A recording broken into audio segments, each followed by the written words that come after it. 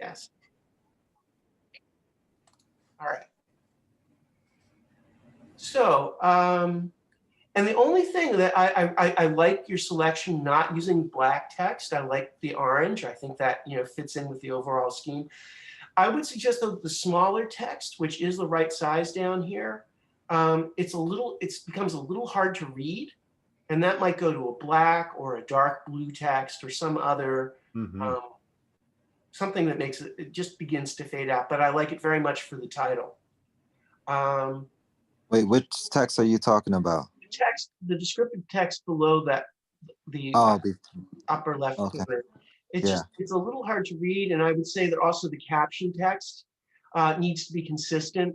It needs to be under the lower left corner of the drawing, and I would urge that they all be the same typeface. And when it gets that small, I think you need to have a little more, a darker lettering. A small thing down here in the circulation diagram, that green is not really reading against the sort of yellow-green of the background where it says public circulation. And you might want to go to either a dark green or even black so that we can really see that. I can appreciate you wanting to do the color coding with the staff being red. That reads really well and the arrows. So that's just a little tweak. I think the two diagrams are a little big. I think they could be shrunk down just a little bit. They're taking up place.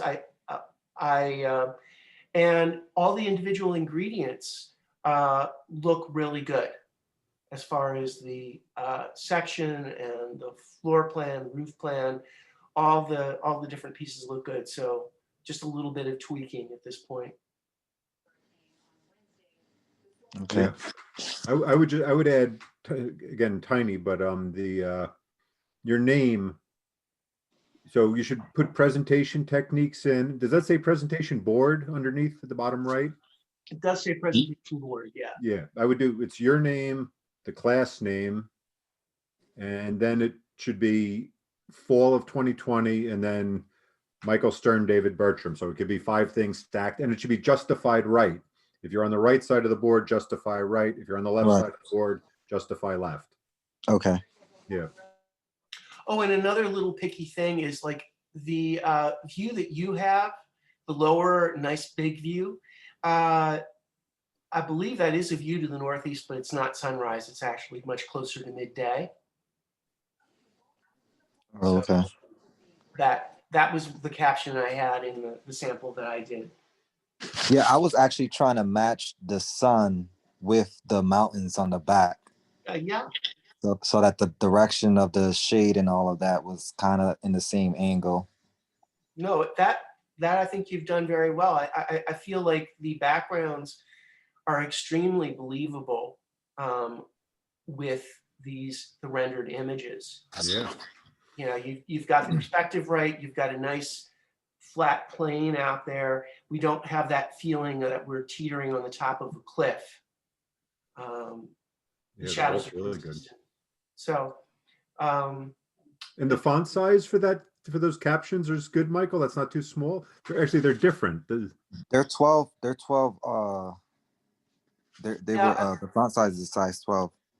Yeah, they're different fonts. I could see that. Program and circulation. I could read program and circulation, but I can't read anything else.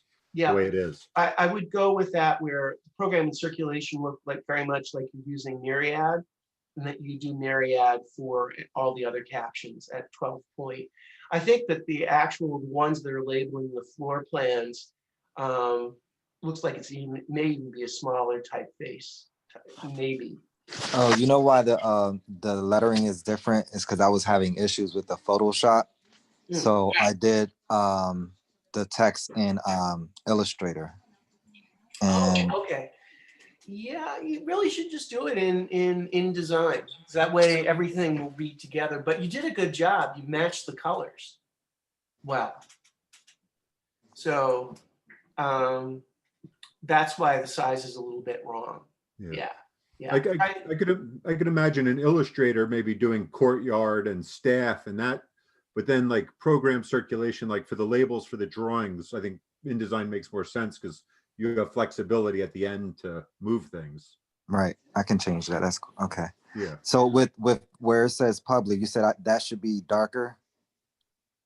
The green, right? The green Yes, should be darker. Yeah, I can't read it on the Okay. mustard kind of color. Yeah. All right. I'll I think change it. I think section, it says section plan. Is that what that Yeah, says? a section. Yeah, just building section. Or, yeah. Oh, okay. Yeah, it's really good when we get to the point where we're picking on such small things. That means you're in a good place. Yeah, don't let that frustrate any of you. Don't let it frustrate you. It's enjoyable, right? Yeah. Yeah, this is good because Constructive. Yeah. Yeah, and I was very pleased with actually all the folks that a lot of folks didn't get stuff in. I'm a little disappointed about that with these preliminary submissions. Your final board is due Sunday, but the ones we have that were submitted, even the ones that were a little bit late, were really nice. So this one, I just want moved on. Lilani here. Kind of brought more from the layout that I put together. Although I like that you again, did different size renderings. I question, I think, and David, you could help on this, that I think that one of these renderings could still be a little bit bigger. There's a lot of white space between the two of them. Yeah. I think that can, that could grow a little bit. Even though there's room for your name at the bottom, I think that the plans and section images, which are also very good, can scooch down so we can get that top left image even bigger. The caption's too big, it should only be 12 point. And there should be, under the descriptive text, there should be a return from after deck outside. That's a new paragraph. So there should be a space there and attribution to the architects. And I was just I was just looking at this before class. I just looked at this. I think you've done a really good job with the Photoshop that overall. My one problem is this nice couple with the dog that's jumping into the foreground.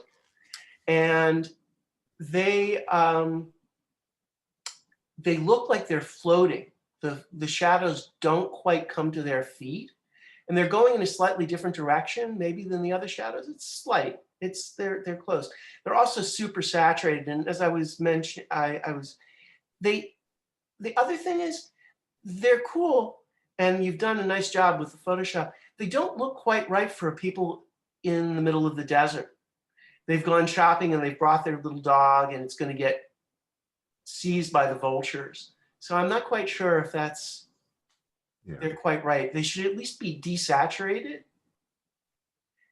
They look like they've just left the shopping mall, and the color is so bright that our eyes just go to them. Yeah. Whereas the other entourage you have is really nice, is really soft and kind of low key. I'm just like, could we even do without them? Yeah. I think we could. Yeah. I think the others are working so well. Yeah, you have to think of the mood of the whole location, the mood you're trying to convey. And it's a great, it's a great building, but it's not a shopping bag kind of place. And yeah, or bring your animal, probably not. But yeah, So, the board is nice. The board's very nice. There is a lot of white space down at the bottom middle there. yeah. Not that you have to necessarily fill it with something, but yeah, it seems like some things could. Yeah, I don't know how. Well, I would make that upper left rendering bigger. Yeah. I would probably move your caption to the center or all the way over to the right. Just your Leilani Hunter information. Yeah. And the floor plan and section, which are also extremely nice, should be bigger.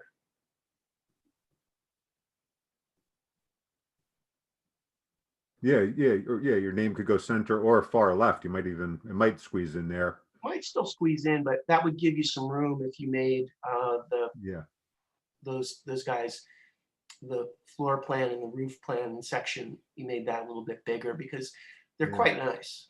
Yeah, it's very close. It is a nice looking board. Yeah, it looks really good. Just a little too much white space. So again, it was another one like where it was, wow, just a few little tweaks, not like a lot. I was very pleased with this one as well. Yeah. Molina, I'm sorry, Romina. Okay, this is also good. We've noticed you've done a lovely job of working out all the shadows and everything going together in Much Photoshop in Yeah. this upper left image. That's you've handled that really, really well. I don't know. I mean, both images are good. I like you've handled, you know, I some. think when I do, I'm gonna do tomorrow, I'm gonna do another one with the lumion. So I'm gonna try and have that as like a centerpiece and then just have the other one a lot smaller. Well, yeah, these are, I mean, I would say you've done such a nice job with the one on the left that, you know, if anything you sacrifice, and it's still really good. The one on the right is really nice. The one on the right, I was thinking of transferring to Lumion. Should I just do it just to do it on Lumion and just leave the board as is? I would, if you can slip it in, do Okay. so. You've done a nice job with the Photoshop here, particularly the tricky thing of the seated people. That's always a little hard. They look a little awkward sitting there, but they're not bad. They look like they're not friends. They're gonna fall. It looks like you're gonna slide off a little bit. That guy needs to be scooched over. He's like kind of half on there. Yeah, I see it. It's good. A couple. It's courtyard. You almost don't have to label these in some ways. It's really not the courtyard. It's the outer deck here and that other rendering. You know, I think the floor plans read. You didn't get into the subtlety of, you know, pulling out the furniture, but at least you got the fixed elements. One thing, the paragraph from the architect's statement, it doesn't align with anything right now. If it aligns with either the edge of the rendering at the top, or maybe that gets bigger, or it aligns with the edge of the floor plan below the edge of the deck. Either of those things would be good. I'm gonna try and make it better so it aligns with the picture on top. That would be the easiest, I think. Probably the easiest thing, but you might decide to make that picture bigger. Okay. Yeah, I'll figure it out. Yeah. Don't let the text get so crunched in there though. It's really Yeah, it's close to the really- plan and it's really close to the caption. Yeah, so give it a little bit of space. Got it. Yeah. Yeah, I just And in the future, I would also just say you should always aim for one view that shows the whole building in a rendering. If you're doing two, and this building is as simple as it is, I would show one that really zooms out I a do bit have more. a section that shows the whole thing. Yeah, well, I mean, we get it in the diagrams, but your both of your views are kind of like mid-range views. For one of them, I would generally zoom out and probably capture something that describes it a little more. Like the one on the right, great rendering, but it doesn't really describe the building particularly well. I have one where it's from up top. Maybe I can try and do that in Lumion and squeeze it in there. Well, Or I don't know if I'd squeeze it in. I don't know if I'd go backwards on the board so much. Or do a save as, you know, fine tune this one because this one's at 96% done. So fine tune this one, do a save as, and then play with a second one. okay, I'll do Yeah. that then. Yeah, I would do that and then do a second one. Because And I can always send both in and Yeah, definitely. you guys Yeah, pick your favorite. that's the beauty. That's the nice thing about the digital submissions is, yeah, you can send both. Okay, I'll do that. Yeah. Great. I mean, this one's on its way to being, you know, to being great and getting the grade that you want to get. But you know, moving forward in the future, when you're on your own and you're making boards really, you know, for your own work, then than having 2, 3, 4 versions, you know, not seeing every one to completion, but learning to use InDesign and play around with multiple boards quickly is key. Yeah, it's such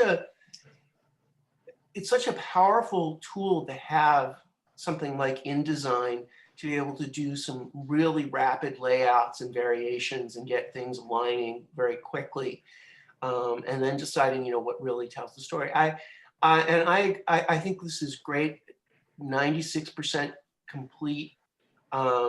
But I would, if you please, you know, show me other stuff. I will. We used to do these things in Greece when we had our final project, and we had to print them out. So they were like in huge board. It was like part of the final thing. So. Well, that's what we use. I mean, this is much better. Like they were very behind there. This is like much better, much easier. But yeah, we used to do these things. It was crazy because you would print out the thing. It would cost like 100 euros and it wouldn't come out right because something was off of the computer. So that happens. Yeah. That happens with us too. Not fun. Not the 100 euros, but not 100 euros. Well, everything is like crazy there. So yeah. All right. Very good. Yeah, very nice. I think I have one more. Kira. We already looked at Leilani's. Yeah. And then I just had this one, which in the Dropbox, oh yeah. Kira put this in. And for folks, you do want to take that, somehow crop this guy out, the Lumion stamp. That's the only disadvantage to the student version. It puts a little stamp on here. So you really have to prepare your views so that they, you know, leave a little extra room in that lower right corner. I don't know how to do it. Oh, you just crop it. Crop, or we could do a copy. We could copy and cover it. Yeah. I'll open up one and I'll show you quickly. I have a question. Yes. On the Lumion, are we going to do the people? We said we're going to do that on Photoshop, right? We won't use the people from Lumion. You can try the people from Lumion just for the sake of it. Okay. The people, people are important in this project. It's a place for people. They're better in doing them in Photoshop. There's not an awful lot of choice, and you know, it's a little bit limited. Yeah, that's what I thought. Okay. I think the shadows come out better on Photoshop too, compared to. Yeah. For this project, at least. Yeah. It depends. Now, the shadows are, the little girl is great. And her shadow looks like it could be a little bit darker, but it looks like it's about the right angle with the sun angle if we look at the chair here in the corner. The folks coming in here, their sun is coming from a totally different angle. They need to be moved around. They're also getting bigger as they go up, which we don't want. So their shadow should be the same as the little girl's.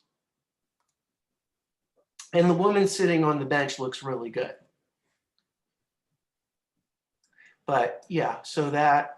Wait, so should the shadow be behind them, or? The shadow should be falling to the right, like the girl, the little girl. Mm-hmm. She's about right.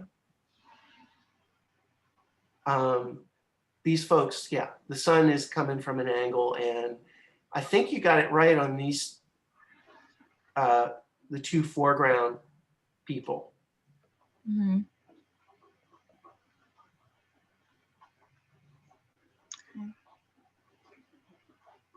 And the other thing, which is if you know, not to, this is good, this is a nice Lumion rendering, is to think about perhaps introducing a background.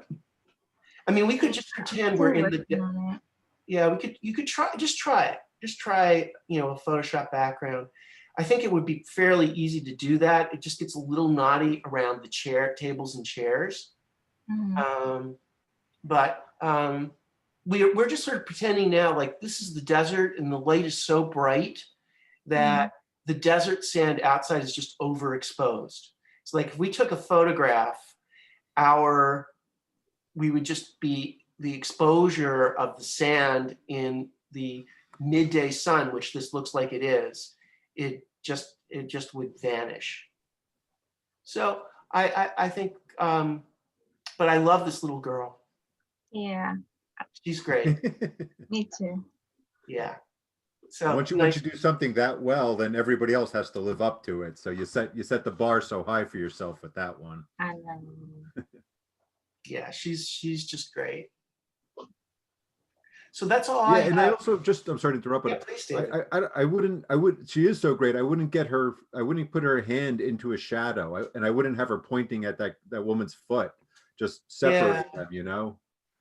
Like, and I think this is a little different from the first time we saw her, because I thought she was like perfectly standing in the clear, you know? So just think, you don't have to redo it now for this reason, but just in general, you know, think about the backgrounds and how one person's overlapping with another. So I would have her nicely framed, like get her bandana out of that shadow, you know, away from the chair. Don't have her touching those other people. You know. Yeah, you could actually do that really fast. Just move her a bit. What do you think, Yeah. David? A little bit more to the left? Yeah. And their shadows are going to go the other way, or you're going to get rid of them. I think the two people, the mom looking at the girl, you know, sitting and looking at the girl might be enough. Yeah, I'm looking at that myself. I that's such a sweet. They're so well done, and that's such a nice relationship. Yeah. You know, this couple is a little distracting, Yeah. but And two's enough for the size. This, you know, the furniture fills in the rest. yeah, I really like that part. Yeah, the only discordant element is that that the couple in the shadow. Yeah. So maybe they do go away. Yeah, very nice. Thank you. Can you download Lumion on a Mac? No, you have to do what I do, which is I connect to the computers at community college, and it runs really well. You just have to set up the connection, and then you have to set up using OneDrive so you can share your files between your the college computer and your own computer.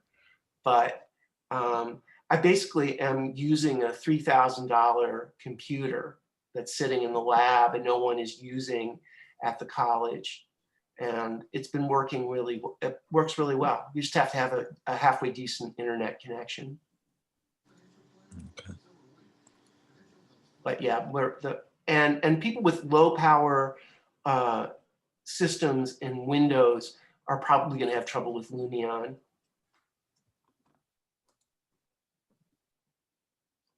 Okay, I can also go over how to do that again, but I will stop the share. Yeah, we've got a whole audience. I wouldn't mind just showing you folks again how to do how to connect remotely. You think? I think we should finish reviewing though before we get into that. Okay. All right, and I'll be quick. We should also get through CAD. Yeah. I mean, So they the get remote started. thing I'll just point you in the right direction. Yeah. But we could probably get, because CAD, I think CAD should go quickly too. So you're looking at Photoshop? Yep, we're seeing your Photoshop. Yeah, I just opened up any one. This is S's. So just how to cover up those Lumion stamps. So let's see, here we are. So I will create a new layer. New layer. So this is just a simple trick that you should definitely understand. You have the tools.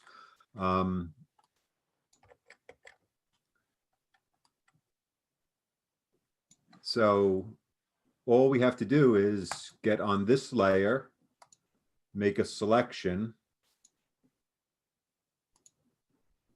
Let's go a little further.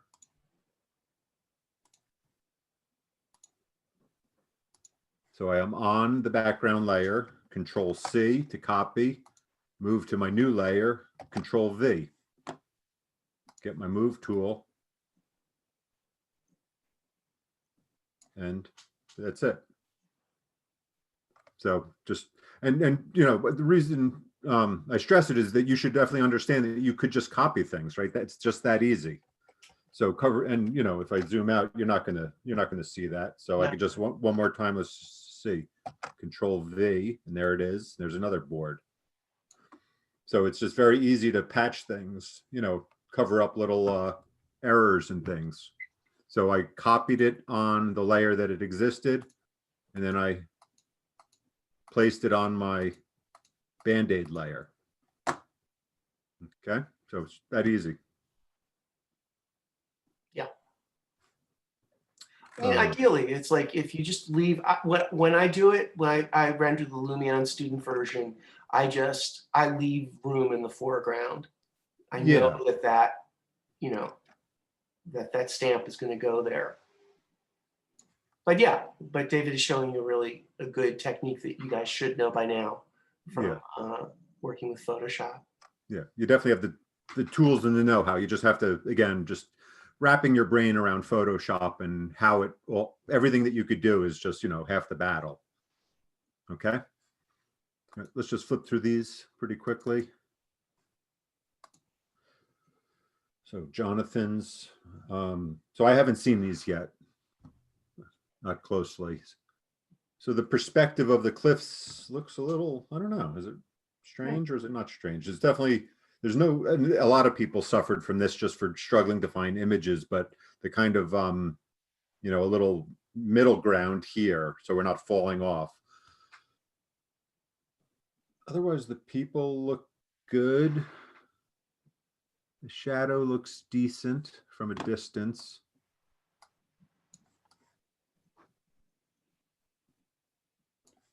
I don't know if that's a resolution problem. There's a little shadow coming out there. So you know, just as easily we could always delete things. So if something's wrong, right, we just get onto that layer. I don't have, this was a PNG, so I don't have so it's not all separate, so I can't easily fix it. You know, in your original, you know, if we had a little error part, we could either copy it or we could also just delete things. Here, I don't have all of S's layers, so I'm deleting down to the ground. But here, if this shadow's on its own layer, that little piece that's sticking out, you should just select, and that's what that polygonal lasso is great for that. Well, you know, all you have to do is just be careful with when I use that lasso. Like if I wanted to chop, if I want to take his foot off, pretend, all I have to do is carefully go around his pants, and then the rest doesn't really matter. If I have his layer, I don't have his layer. So, you know, again, I would just be deleting the whole thing, but it's quite easy with that polygonal lasso to just carefully skim the bottom of the foot and then just finish the circle. We can do that with the eraser too, right? If we're on his layer, on the shadows layer. Yeah, you could. You have to get on the, you know, you need a hard eraser, and then you'd have to just, yeah.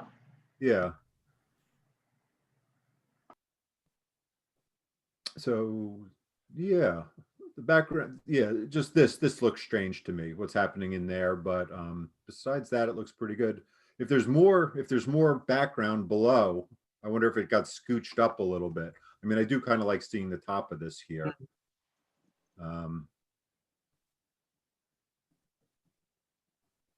Yeah, but pretty good. And then again, in the future, I would definitely say these big camera angles in, you know, in SketchUp are a little weird. You know, I think this table, you know, this table could have been over here, and you know, this whole part probably could have gone away. It's a lot of foreground you've created. It's nice and wide. I do like how people are showing off the circle, but we're also getting a lot of deck and a lot of you know, a lot of side kind of, everything's just big. I mean, I like the big circle and the dramatic view through it, but it's just creating a lot of extra space for you all to populate and deal with, I would say. And it creates that really strong distortion in the foreground when you use the equivalent of a super wide angle lens. So that's a kind of finessing thing that would be, yeah, if that table and chair, was just moved out further away, we might, it's a tricky balance. I take a lot of I do a lot of photography with super wide angle lenses, and I always have to balance being able to get the picture I want without getting too much distortion. Yeah. So it's a little tricky. Yeah, and getting us close to the heart of the matter. The circle is the heart of the matter, but there's also a lot of extra space that's coming with it. If you have questions about your own, let us know. I think we've talked about this one. This is Hector's. We've talked about this one. It's on the board and done. So this is the middle ground that we're talking about. That's harder to find than we guessed, but Right. it's desert images are a little. Nobody selected a desert house, right? No, there weren't any in the desert. Joyce, I like the view. The people are probably a little too light, if anything.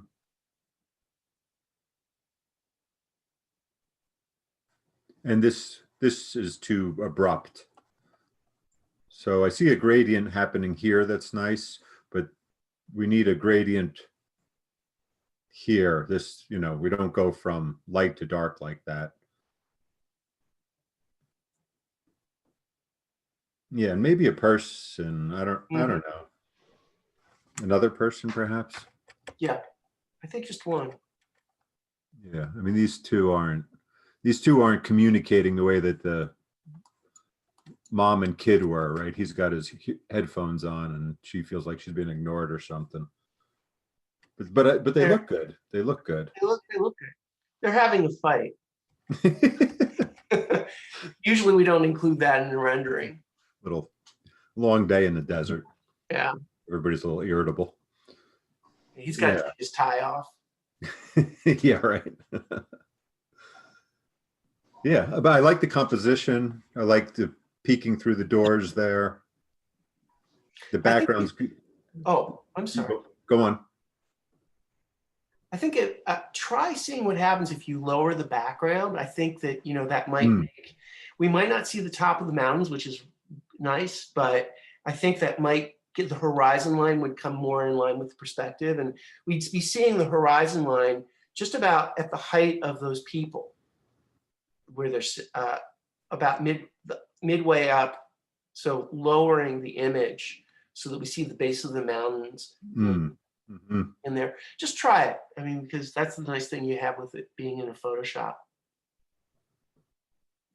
And it could be potentially be split into two images. You could duplicate this background, keep the mountains where they are, and drop the bottom only. If there are two different images. Better. Yeah, that's how I did mine.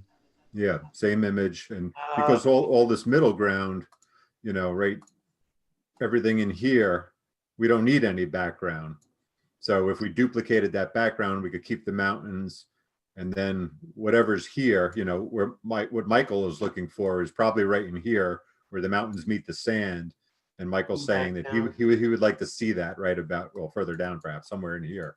And because this is like on one angle, and then we kind of start heading up a little bit. Yeah, but I like the composition. I like the sand too. Yeah. Yeah.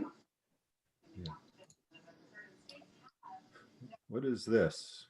Ooh, that's an artifact that's left from the CAD drawing. Yeah. Oh, from CAD? Yeah, that was that migrated into the SketchUp model. That's the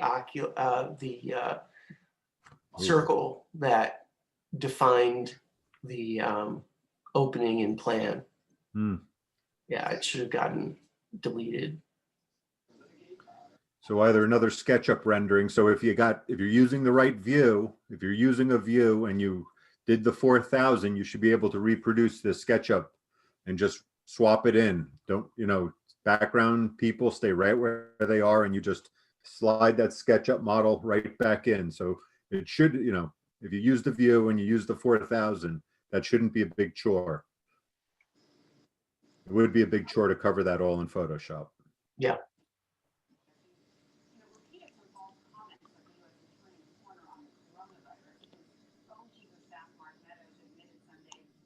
But I like the view. I do like the view. It's very dramatic. It's a little intense. The background's a little intense. The people are sitting nicely. They're okay. I mean, they look good. Yeah, it's just this, like we've been questioning, and the shadows are good. I like the shadows too. Very good. Yeah, it's just like people in full suits out in this desert. I don't know. Maybe it's just a little peculiar. But we picked a tough one in terms of populating it with entourage. Yeah, still, it can be found. It's just, you almost just want to do a quick, like, you know, does that actually make sense? You know, here's a good image, but does it make sense in this case? Yeah. And going in the desert in high heels, that's, well, Asking for trouble. I mean, the ladies could tell us, but it seems a little.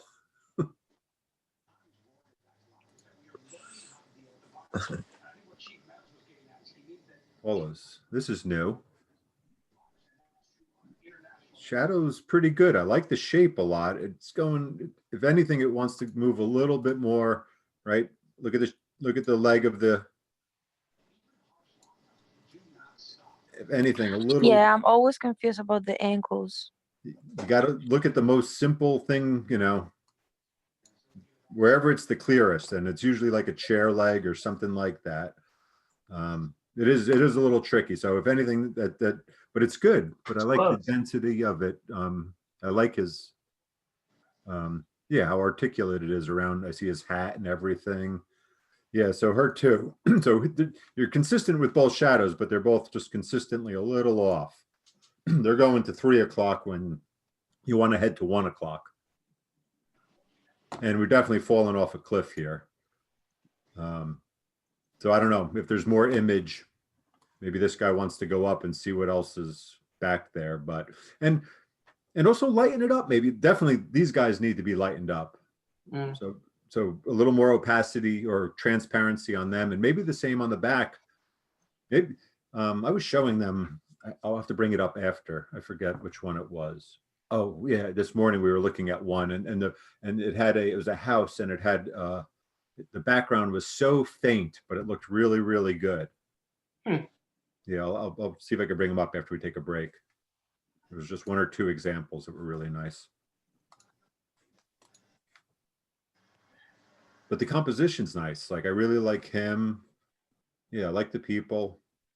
It's just, I think the opacity on all 3 parts and the direction of the shadows a little bit. So if you just turn those shadows on and try to skew them a little bit that way. Yeah, that's what I would say. yeah, it's got, I mean, I like the composition. It's got a nice juxtaposition, Yeah. or a combination of the building and the rock. So you're very close. Yeah. Like it's another one of those where we're picking at little stuff at this point. It needs to be done, but you know, it's nicely worked out. Yeah. Did you add a little material here? No, I actually SketchUp. forgot the lights on the walls. That looks like a texture to me. It looks like a, It's like a SketchUp texture. yeah. Oh, okay. I see what you're saying. Yeah. I kind of like it, but it doesn't match this wall. Okay.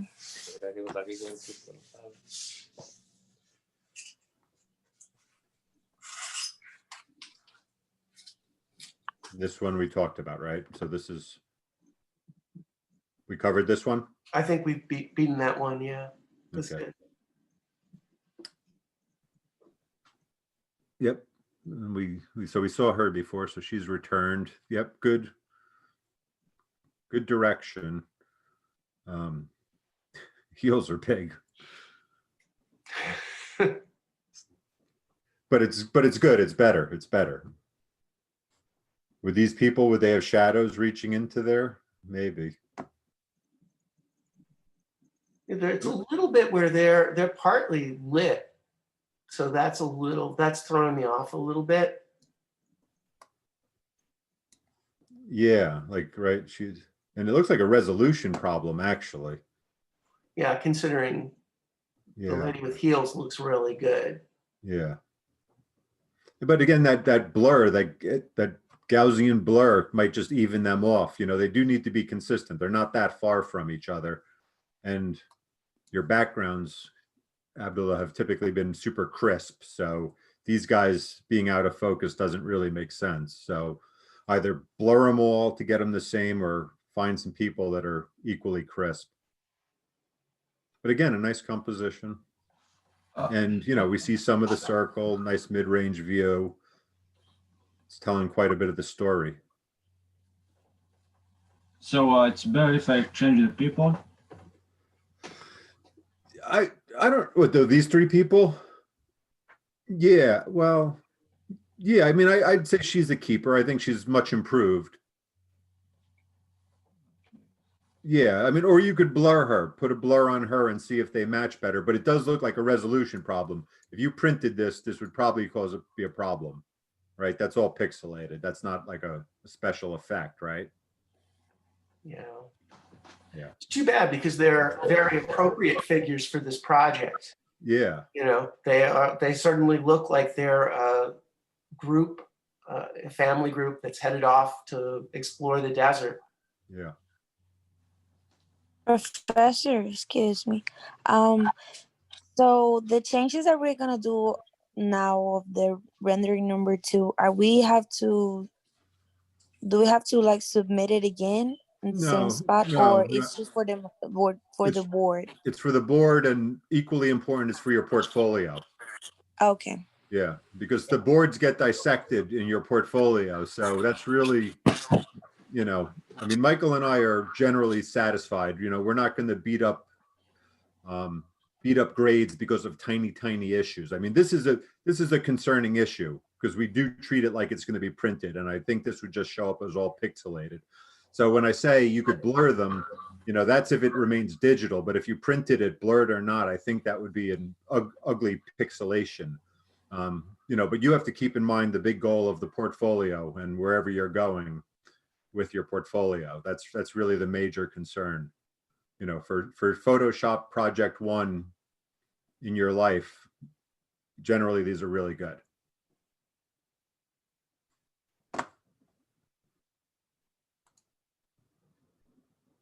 And this one we just covered as well. Mm-hmm. Yeah.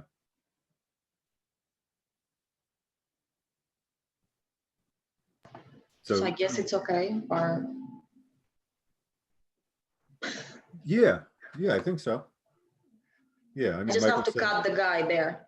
Yeah. Okay. Yeah, so like that magic wand. So yeah, use that lasso and just come right off, come down. I did it on his one leg too, so.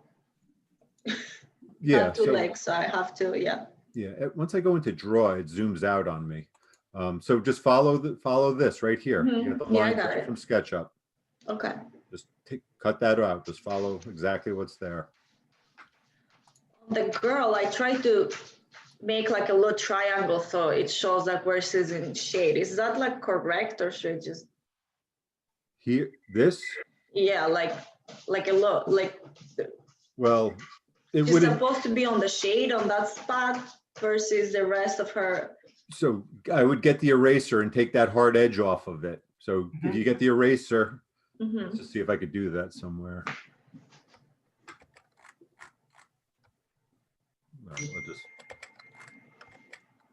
So where's my eraser? I don't use the eraser too much, but it's basically just like a brush, and we'll do that next project. We'll talk more about brushes. So I right click, I bring down the size. You want to bring down the hardness. flow, I like to bring that down because that allows me to proceed gently. Maybe too Are gently. you on the layer? I am on the layer. Like the blur too, I guess, would maybe help.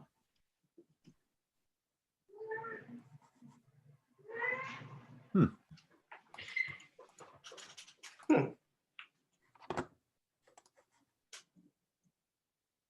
I don't know. I could, well, that's how you would do it. I'm not sure why it's not erasing anything here. I got it.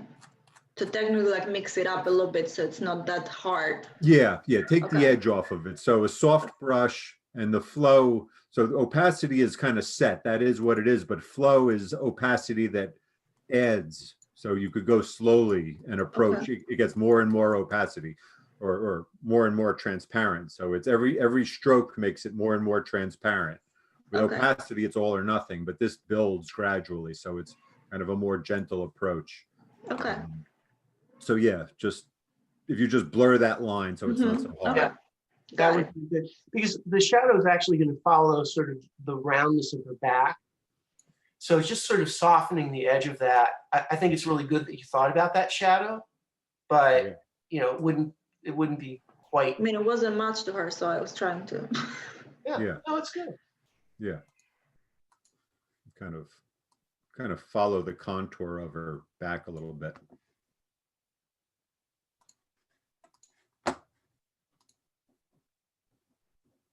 Oh, there's another Lumion render. Cures. These people are good. Got a shopping bag, but that was from the gift shop, I guess. Yeah, there is a gift shop here. Yeah. This one really does. The other one, just we could believe, you know, that there was the glare coming off the desert was so bright that we didn't see anything. Here, this really does kind of call out to have a foreground and background, or at least, you know, something going on here. And you did this. All these people are in Photoshop, Kira? Yes. They're good. They're good. They're very good. Yeah, I would probably crop it some. I don't. Besides the, you know, so this is. I don't think you need all that unless something interesting happens over here. I mean, that shadow's kind of interesting. But again, in this morning, I was telling them, we were talking about cropping model photographs. And I'm curious what you think, Michael, in terms of the portfolio. We never really talked about this, but using the ratio tool to keep, so that everything that shows up isn't in some crazy different format when it comes to cropping. Right. So crop tool, is that my crop? Where's my crop? Frame tool. Here, crop tool. So here I could go to ratio. So keep the same ratio. Yeah, so that so that's not keeping the ratio. Why isn't that? Or Width, height, original ratio. Yeah. Generally the original ratios are pretty nice in general. Maybe just so that everything that shows up on the board and everything that shows up in your portfolio is not drastically different. So that's crop, and then here you have a whole bunch of options. I would stick with original generally. So when I do all these lines, I'm not, because already I've made this thing like super long, I think, and I'm not sure that I like the ratio of it anymore. But my bigger point is we don't need anything here. This is really a lot of empty space. Get us closer to the building. What do you tell them for portfolios in terms of ratios, and is that a big issue or not really? Well, there's really room for a variety of ratios, although I like them to stay consistent on a particular page or a board, but sometimes you really do need a panorama, like you need a long and narrow image. Yeah. Yeah, so it's, I've always struggled. For me, I start with the original ratio, and then if it's really not working, then I go for one of the classic ratios. Usually I go to square or 16 by 9, which is the television screen. So it really varies, but But I think being consistent within a project is probably a good starting point, at least. Yeah. And you can always, I mean, the other thing that I leave is, if you remember to do it, is you can leave the excess in Photoshop and crop in InDesign. Although I don't know if it gives you ratios, but just that way, you know, you're not destroying anything. He has a strange halo around his head. An here. aura. Aura about him. I don't know. So you could look for that in whatever it is. I don't know.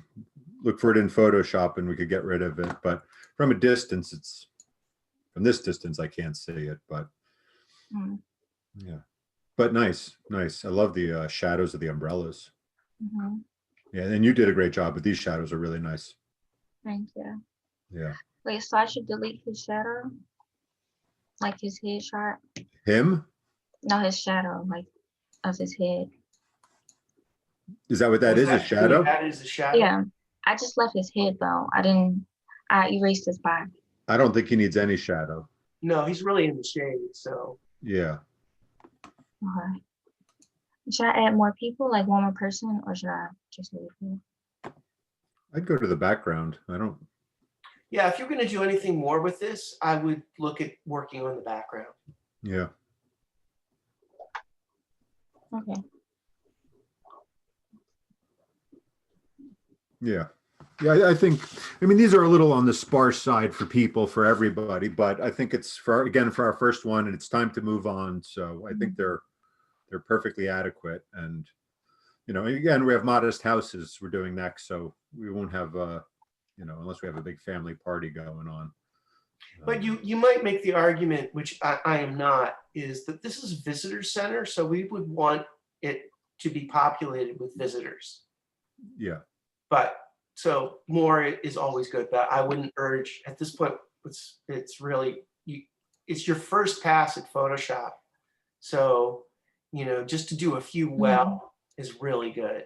Yeah. Yeah. And we think you all have an appreciation of how tricky they are. So Essa's a great composition. I told Essa he might enjoy the photo 151 class that you and I took. Oh yeah. Essa did such a great job putting the seated people in the other one. I made the point, I repeated the point that they're probably, if anything, they're too distracting from the building, but they were done so well. And I tried to, again, I had this in Photoshop, but I can't get that. This is the tool you would need, Essa, is the, you have to get on that shadow layer and use the puppet warp tool. Because that shadow is not broken out, I can't use it. But if you use that puppet warp tool, we could get that person's foot underneath that. You could also cheat and just kind of paint it. That might be a little tougher, but the puppet warp tool will get that, because his foot is on the ground, I believe. Maybe it's not. No, I don't think so. Oh, is it up in the air? Well, it might be. No, he must be on the ground because his toes bent. Yeah, it's bent. So yeah, we would expect to see that happening right there. So the puppet warp tool, which wasn't letting me do it, let's just see if I.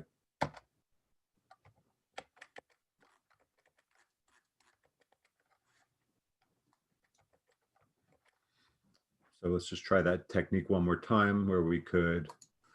So this will be a little, yeah, this is going to be a little trickier, but I was super impressed with that puppet warp tool. I expect to use that more, but this might be a reasonable cheat. We'll see. I could close this. Close. Why aren't you closing for me? So Control C onto another layer. Control V. So I took the halo with it. For some reason, I took the white board with it. That's what doesn't look good. Yeah, but that's from a distance, that's better. So we want to get the foot on the ground, but the puppet warp tool will let you pull it right in. But otherwise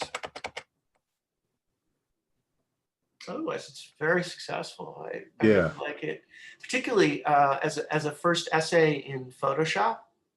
Yeah. You know, you've picked some really kind of difficult things to do. The woman perched, you know, looking at her camera, the people in the background, in the bench, the background, they all work. I would agree with David. I think it would be a lot of fun for you to take the Photoshop class. It looks like you really enjoy doing this. Yeah. And just learning even more what you can do with Photoshop, I think you would just find super enjoyable. Mm-hmm. Not that you don't have other things you got to do, but No. But if I recall, Esther was in the visualization certificate in particular, where Photoshop is like, oh, Photoshop critical. is the keystone. Yeah. I mean, for all architecture, for everybody, architecture, interior design, it's super powerful tool, but the visualization is going to be your niche. This is the tool. And a little bit I've seen, you have a knack for it. With the compositions too.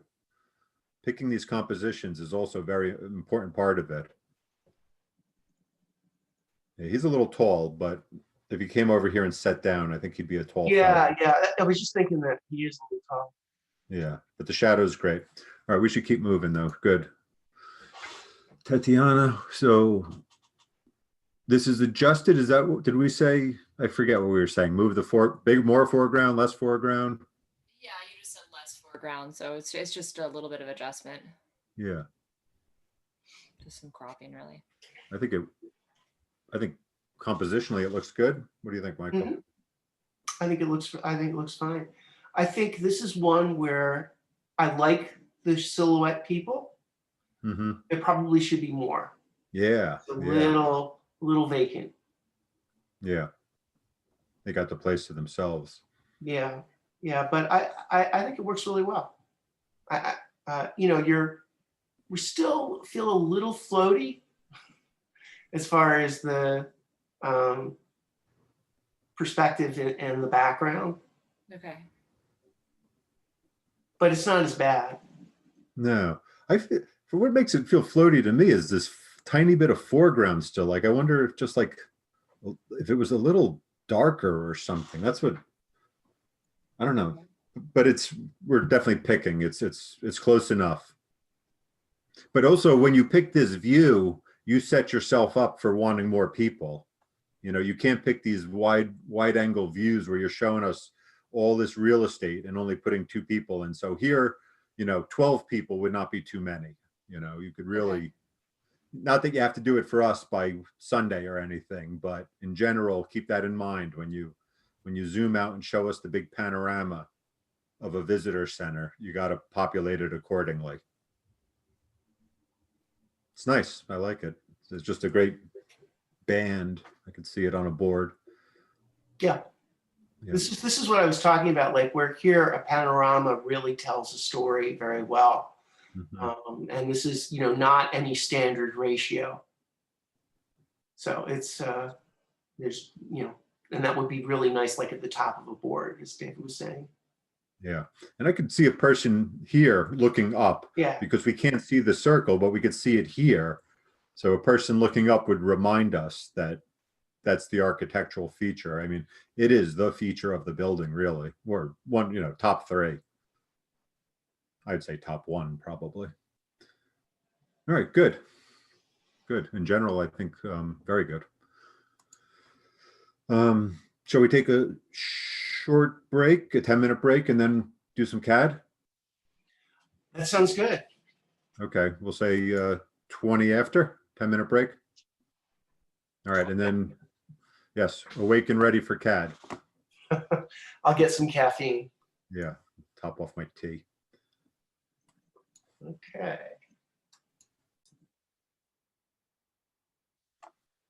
Okay. So I'll share my screen quickly. So just the 2 images I wanted to share quickly. One was in this presentation. So the background is what struck me, how light it is and how effective. I think it's a beautiful drawing. I don't know. I figured it was done in some rendering program or something. I don't think it's real. But I think the background is perfect and just so light. It's not. The colors are beautiful too. So I think light, subtle backgrounds could be as effective, if not more, for providing, you know, some context. And the other one I wanted to show was Sophia's. We were looking at the galleries. That's what we were talking about this morning. Mm-hmm. And so I explained that Sophia tackled this in Revit 2 over the summer. So that's when we revisit. Students pick an old project to there. So I said, this did not happen in Studio 2, but the blur technique, you could see how far she pushed those blurs. And it's just like these are incredible renderings. This one and this one, just I find them so beautiful. And just the I don't know where she got this chair from. I don't know if she built it or what. But like how crisp and clean this is, and then how far she pushed this blurring. But it's not like drama that interferes with anything. It just describes the space. It describes the windows. The light coming in is perfect. The clean space, the colors, but the people are pushed pretty far in terms of blurring, but very effective. And the chair, it really highlights the chair, which I don't remember if she built that thing or she found that, I don't know. But it's just, I think, a good example of what you could do with the people. Okay, so I just wanted to share those two. All right, and now on to CAD, on to CAD and talking about CAD. So today is the 29th. We are not meeting on Tuesday, the 3rd. So we will not see you again until the 5th. So before class, just before class on the 5th, an hour before, 1 o'clock, this should be due, is the screenshot of the scaled image, right? And I just want to know that you all got this done successfully. So that's all you have to do, because we know you have a lot to do with the boards and stuff. So all I want you to do is get this plan and the section into CAD, get them scaled and get them aligned. All right, that's it. And then just a simple snip screenshot, right? So we all know snip, right? So that's just the snipping tool. I think it comes with Windows at least. Yeah. So just snip, new, the whole thing goes gray, select what you want, and you got a screenshot. All right, so nothing fancy. I mean, you could print for model space too and show me this, but it's just this simple. I just want to be certain that you got this far in a week. Scaled images, aligned, okay? Because if you don't have this done by Thursday, there's a good chance you're not going to get the drafting started by the following Sunday. All right, so we want to know before class on Thursday that you got your file set up. Okay. Professor? Yeah. I'm sorry. Can you repeat that? You said the snipping tool. Yeah. So in Windows, just type in the search bar, just type snip. Okay. And that's this. So yeah, if you're not familiar with it, you could you should be able to find it. And I have it. Yeah, it's super handy. It makes a low resolution image, so it's not good for anything really, except unless you're just sharing something. So, you know, if I wanted to tell you guys, I could just create a screenshot of Canvas and say, look here, and you'll see it. So super handy. Yeah, so there's a grab tool for the Mac user, does the same thing. Mm-hmm. All right, so today is Thursday, so 1 week from today, before class, scaled images, aligned, ready to start drafting. And then Thursday, we'll talk more about, so we need to see something by Sunday. We're calling it a draft, and Michael and I will talk more, and we know you have a lot going on, so, but we have to get things started. So a week from Sunday, we'll have a draft, and then 2 weeks from Sunday, 2 weeks from this Sunday, we'll plan on having plan and section done. And I just added this to it as a reminder to myself and Michael to talk about possible third draft of some third drawing, perhaps site plan or detail or something. We have to come up with what we want on the final board, and we'll do that before we see you in a week. Exactly how many images. I mean, the moral of the story is you need to fill the board. So, you know, it's going to be something similar. 2 or 3 CAD drawings, 2 or 3 renderings. Sometimes in the past, I provide flexibility with that, but we'll talk about it. And in a week, we'll let you know exactly what we expect. But plan and section is definitely happening. Okay. That's all good. So are we doing the first floor plans or we're doing all the floor plans? Like yeah, all only of them. One. There's only one. The yard house is the only one that has 2 floors. And they're relatively simple. Everything else is a single floor level. Yeah. Yard house. Well, we'll start with that right now, actually.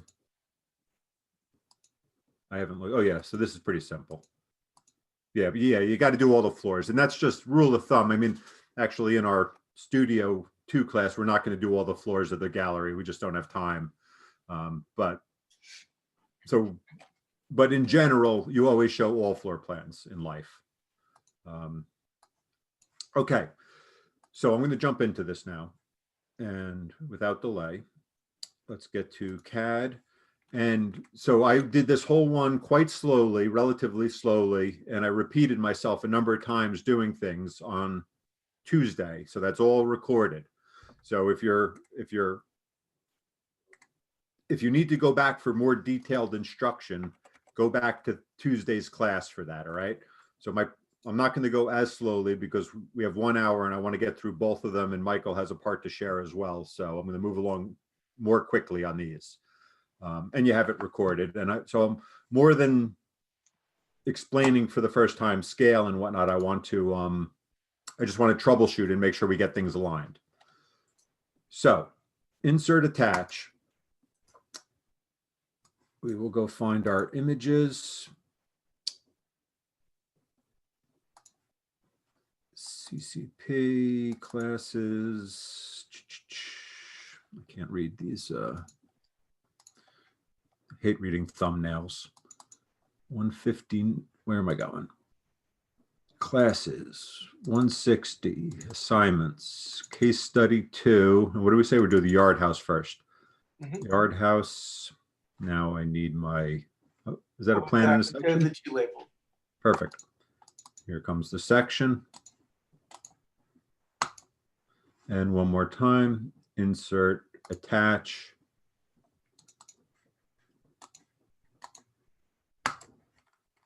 Okay, good. So 2 files. All right, so we start with scaling. And we said doors, typically interior doors are 32 inches. Exteriors are often 36. Is the door in over here? You know, I'm not quite sure it's a gate. I'm going to take a quick look at the house because I'm not at all familiar with it right now. Oh, all right. So I see gate here and something else happening here on the right. Oh, okay. I think, yeah, it's a gate wide enough for a car, but I could be. Oh, yeah. There's a door. So there's a door there in the glass. Nice stair. I see a door there. Second story space.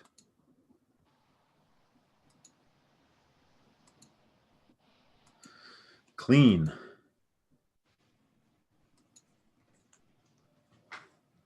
So that's the door, that's the gate for the car. Another gate.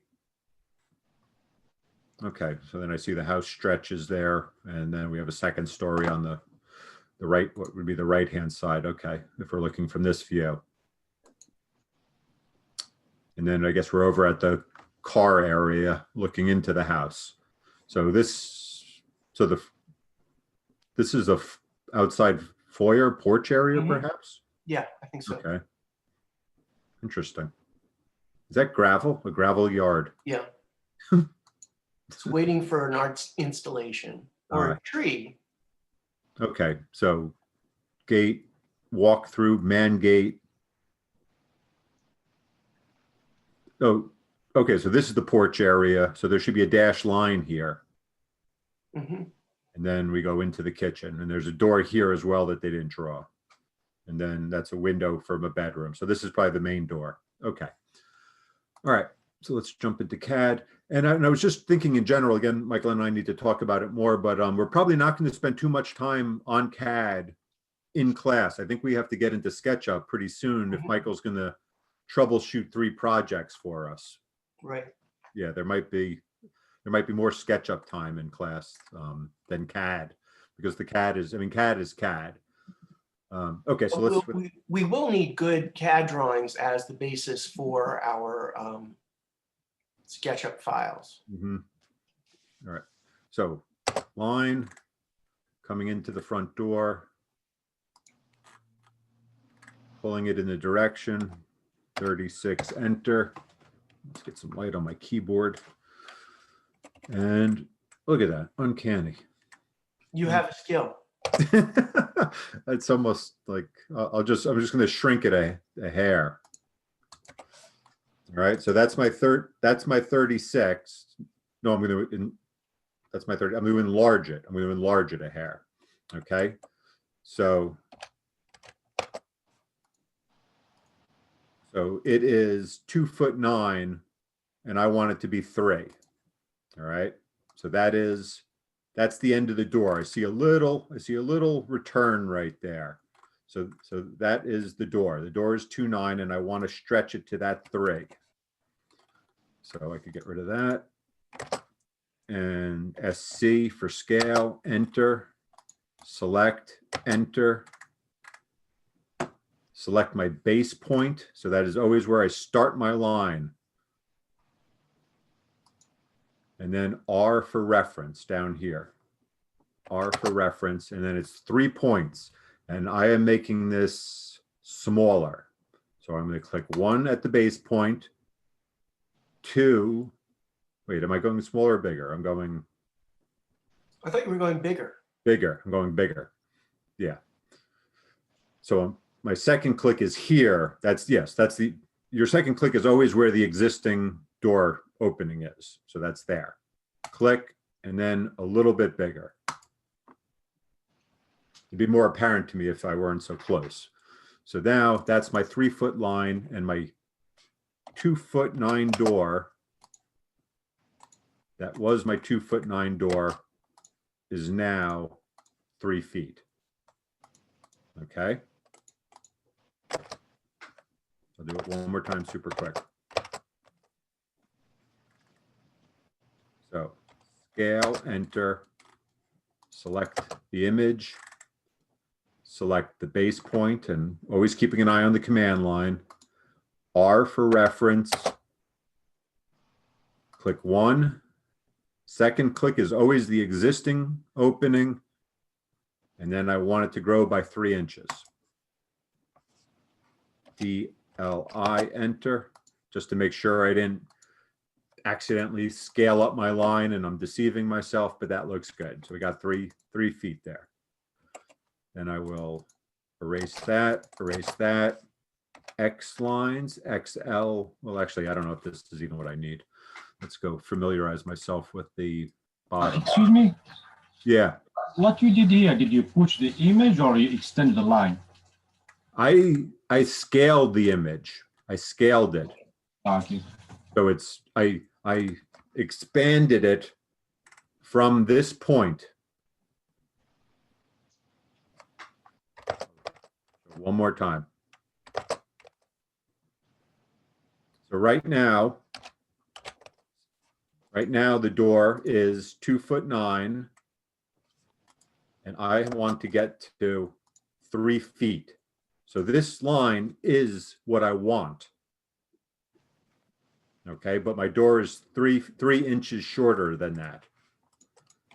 So I'm scaling so I'm not pushing anything really. Scale this entire image, enter, from the base point, that's what it's asking for, the base point.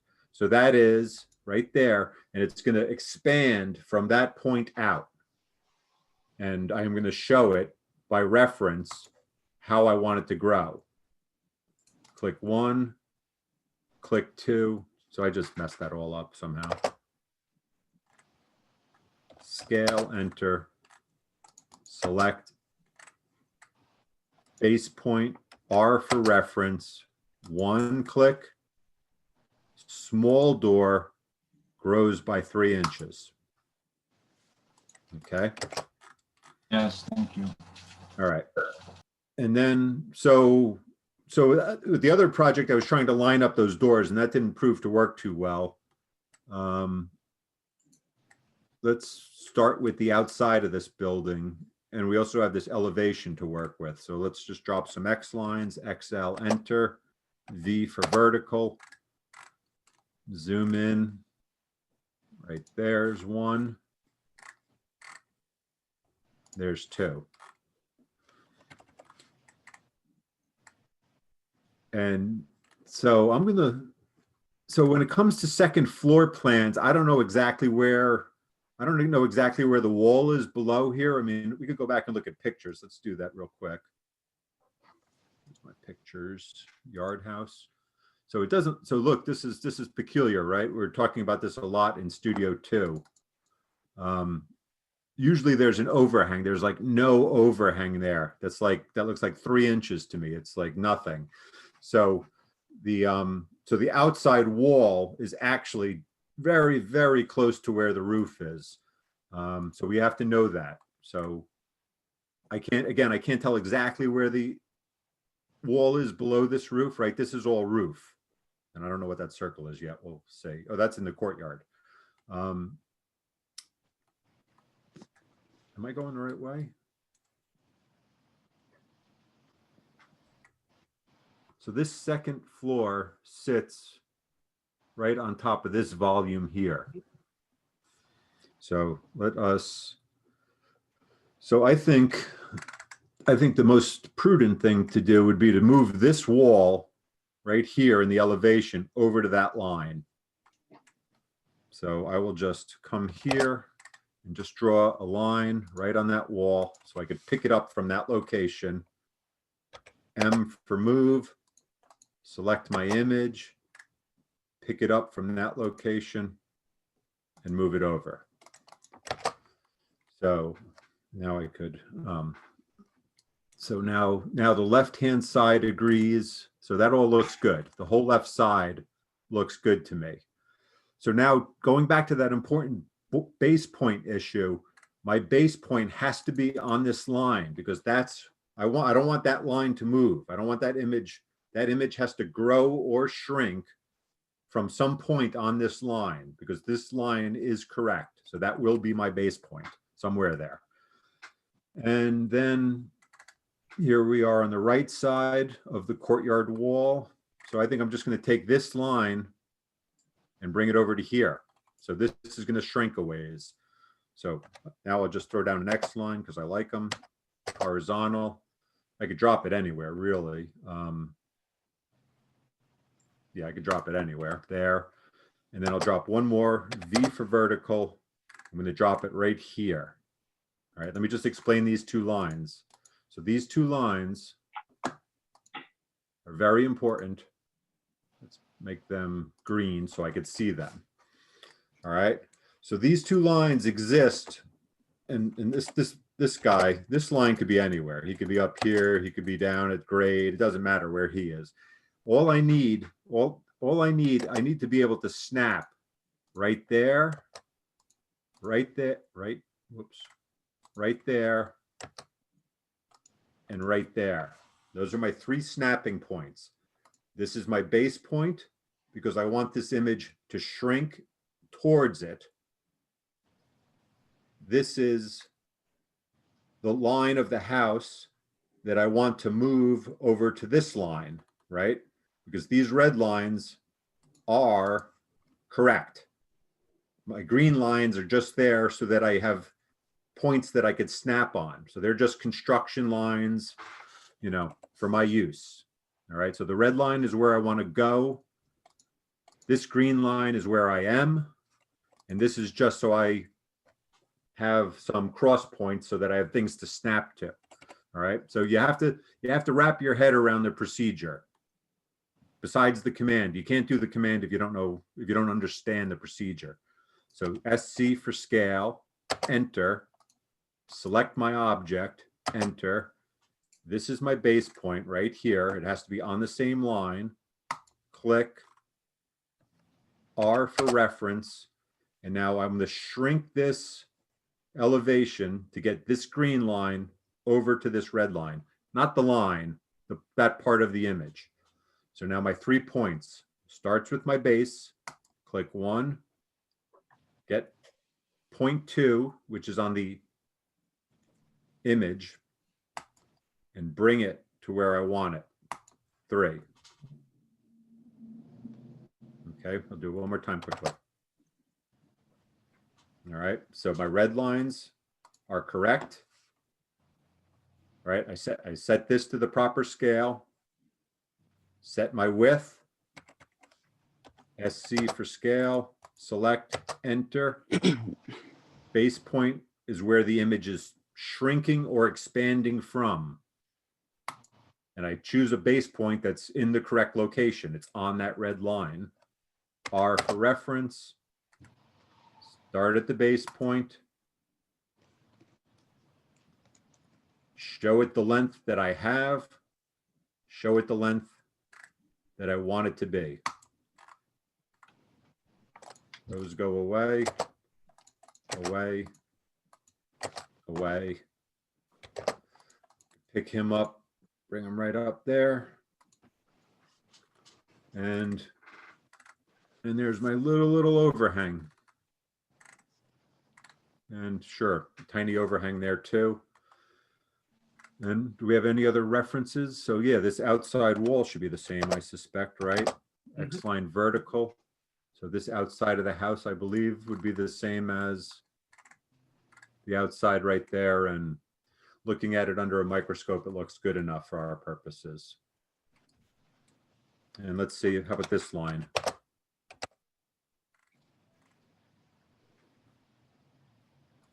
I convince you of anything, I hope it's that you should use X lines. And that, so right here, this wall is an exterior wall on the second floor, right? And we're gonna have to talk about wall thicknesses, right? So that's an exterior wall once it goes up into the second floor. On the first floor, it's in the first floor, it's an exterior wall because this is unheated, right? This is an unheated porch. So technically this is exterior wall here. But this wall, this portion of the wall continues on the second floor. And yes, it agrees, it's right in line with that. So this bed is right over the porch. So this bedroom has a cold floor, that means. Okay. So that's all you have to show for your screenshot, and then just give us a little, 3 foot mark there. And then you're good. Then you're ready to draft. You can put these onto the image layer, which is locked. And that's that. So that one's pretty simple. And the section looks good. Is this section's not going the right way? Oh, that's annoying. Right? So I don't recommend doing this. So we have a section that's looking down. So we're standing over here, and this is on our right. So this section's been mirrored. I don't know. Maybe we'll do it that way. Unless otherwise, can we just mirror this thing or no? That doesn't work. We'll figure that out. I think you may be able to non-uniformly scale an image. To do what? I think there might be. I'll have to dust that off. I think there might be a way you could mirror that in AutoCAD. I think, but can we just do it in place it and mirror it? I think so. Yeah, I think we could just mirror it, right? Because we're looking into the stairs. We're cut right here, looking into these stairs. So I think that would work. Mm-hmm. Yeah. So if we draw a section like, so just trace it here. Polyline. Take my snap off just to make my point. So our section will look like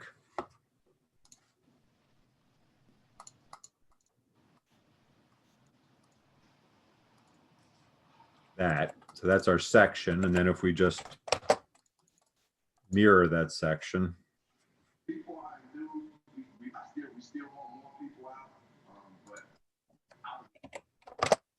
No, come on. Mirror. Yeah, I think that works.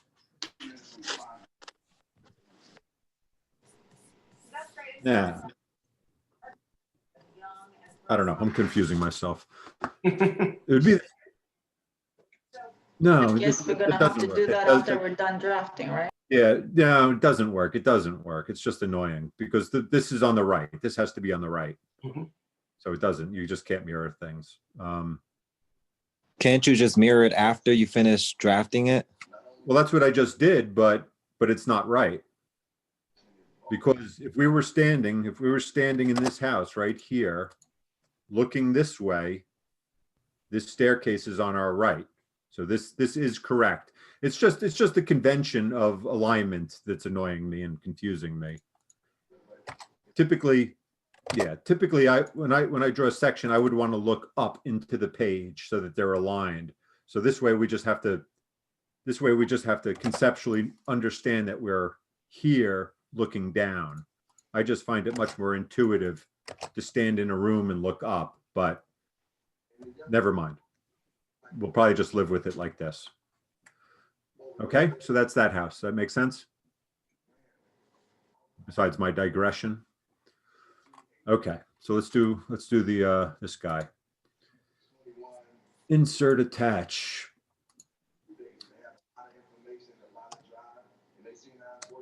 Is this us, the lounge? And there's this arc plan.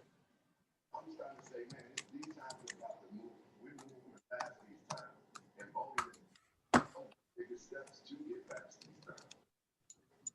agree that we can all learn a lot from the younger generations for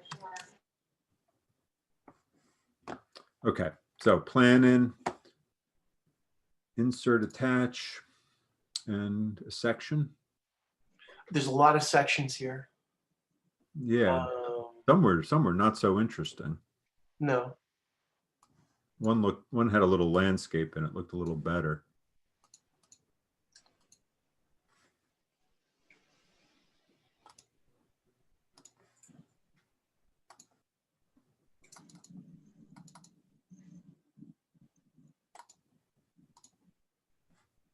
Elevation, roof.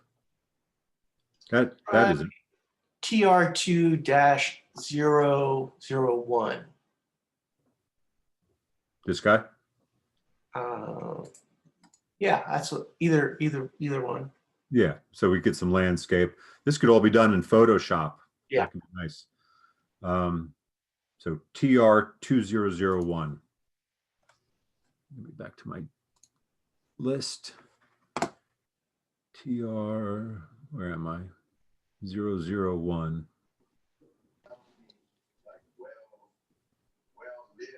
Here.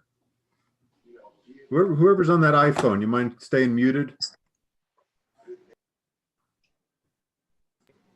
Okay. Coming in. Okay. Okay, so this is the trickier one. And Michael and I were talking about this, and hopefully he'll have time to share something as well. So how do we deal with this crazy angle?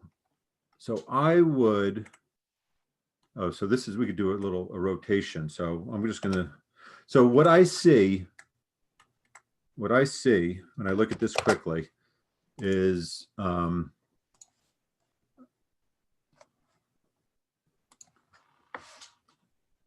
I see that this wall and this wall are perpendicular to each other. So I'm going to kind of treat this just for organizing my brain. Like that's a box. And then this wall and this wall are perpendicular. So I'm going to kind of, and the back wall. Yeah, yeah.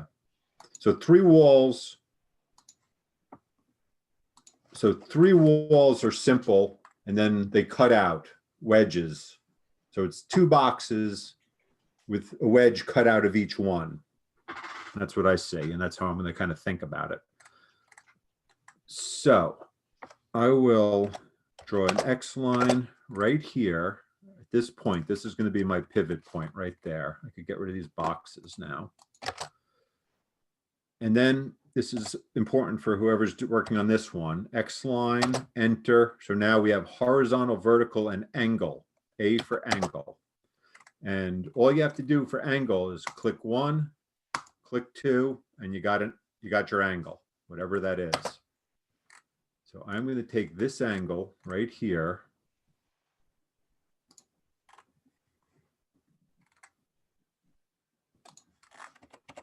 And that is the angle of my, this is the bottom of my square. And what Michael and I have been talking about a bit is, what do you do when nothing is square here? Is this, maybe this line? Maybe this line is actually square. Yeah, so that's what they use. So that's the one line that is actually square here to the plane. You could do that. I mean, you could live with it like that, but I think I'm gonna work with this 90-degree angle. So I'm gonna rotate this thing. Yeah, I'm gonna rotate it. So RO is for rotate. And this is good to know how to do it too. Select the object, enter. And this works just like scale pretty much. So where's my base point? Right there.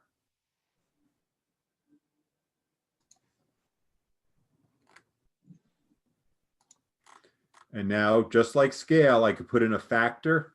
I could do it by I, or I could say reference. R for reference. And now it's 3 points, just like scale. First point is here. And now I want this point to go here. So I'm going to click 1, 2. Okay, I'll do that one more time quickly. RO for rotate, select the object, enter. And I got this right where I want it. I could punch in an angle if I knew it, but I don't. R is for reference. Starts again at the base point. And then you need a line, you need a double line, you need somewhere to click. And I knew that I could click here at the edge of the, I snap. I knew I could snap here. So that's why I didn't draw a line. Like when I was doing the scaling, I often drew lines. So if I couldn't snap here, I would have to draw a line, but I knew I could. So then show it where I am, show it where I want to go. And this, you could do this numerous ways. But I think this is just the easiest way for me to wrap my head around this, to see this box here. I see a square, and then we could put it back later, or we could present it like this. So this goes away. That was a construction line. And now I'm going to go do some more. Oh, so we have to do scaling. That's the whole point. I was getting, oh, shoot. All right, I'm going to go back one more time. Sorry. You got that lesson. Let's do the scaling first. So Michael figured out that this is in meters, 10 meters. So let me just do my favorite X line right across the bottom. X line vertical at 0 at 10 meters.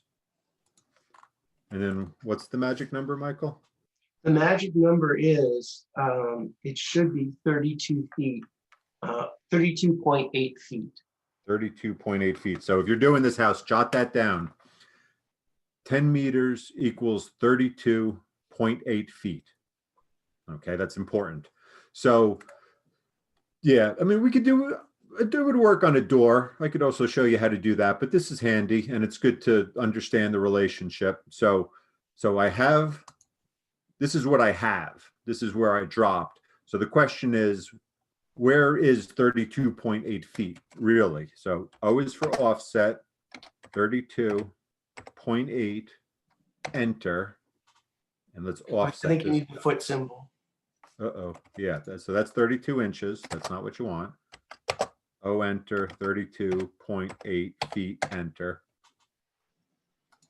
And that looks better. So I missed this one by a couple of meters. All right, so this is what I have, 10 meters per the graphic scale. And this is what I want. So I'm going to scale it down. I'm going to scale it up. I want this to become this. And this is all going to vary. So you just can't follow this. If you drop this image in, it might be too small or it might be too big. So you have to understand how to go in either direction. All right. So between Tuesday's class and this class, I've done big and small, you know, shrinking and enlarging. So scale, enter, select, enter, base point here. See that? Look at that midpoint. So that's why you have to zoom in, because what is that a midpoint of? I don't know how you get Your a X line? I guess X lines go on forever. So yeah, but I think they have a midpoint wherever you click. Oh, really? That's what happens. Yeah. But that's why you got to pay attention to your snaps and zoom in. So I found my base point. R is for reference, and I am going to enlarge this one. So I'm going to zoom in, click on that line. This is what I have. This is the 30. Wait, hold on. No, I'm shrinking. Right.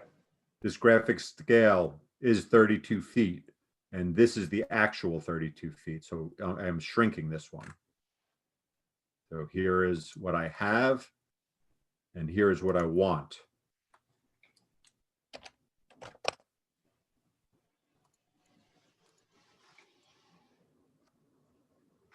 Close. Well, no, 0.8. Yeah, 0.8. Mhm. So that is. So that, and I didn't snap exactly. 32.8. So I don't know what that translates into exactly. Hopefully 9.5 inches. So 0.8 is a decimal. It's not a fraction. But I think that's probably about right. Hopefully precisely right. Okay. So this graphic scale at the bottom should read, you could plug in 32.8 or you could plug in 9.5 feet. All right. And that will get you. And then let's just take a look at this door. Just out of curiosity. That's a narrow door. And it might be. That's a very narrow door. That's a very narrow door. How do we get into this house? Door is on the back, I believe, but I don't see it really well indicated. I think that looks like a window where the two lines converge. I think that is actually a door, but it's not shown properly. 30-inch door, so narrow 2.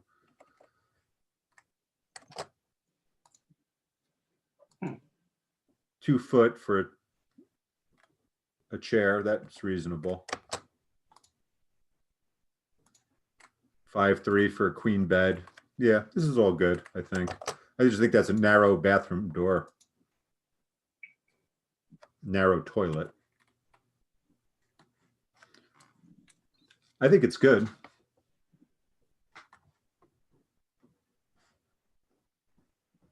Are you convinced, Michael, or are you not? Are you skeptical? No, I'm convinced. Okay. Yeah, I mean, if that number was right, if the 32.8 is right, then this is, that is correct. Okay, so let's get rid of our construction lines that we needed for scaling. Now this guy got moved because I scaled it, so I could pick it up right there, move it back to my point. So now I get back to my rotating.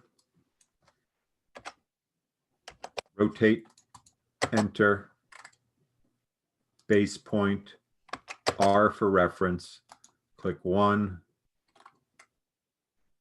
2, 3.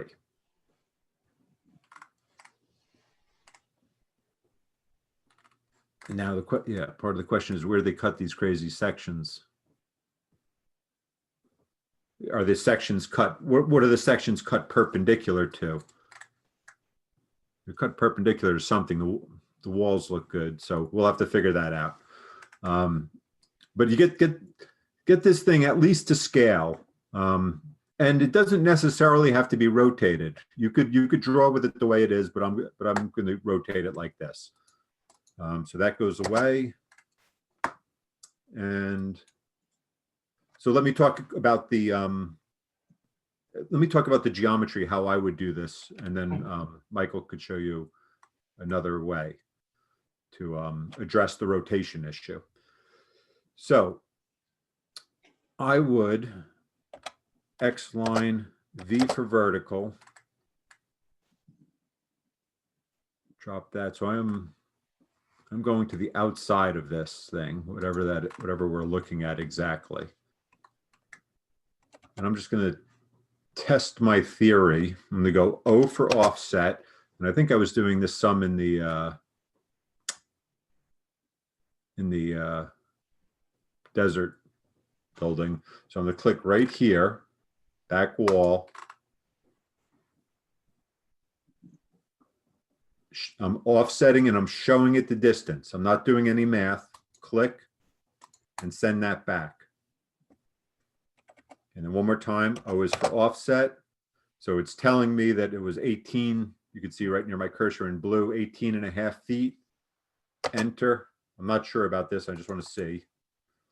So that's close to the inside. So I think I'm gonna call that. I don't really need this. I'm just kind of curious right now. I'm going to draw a box right there. You see how it's always snapping right near something? So that's dangerous. That's the problem with snapping.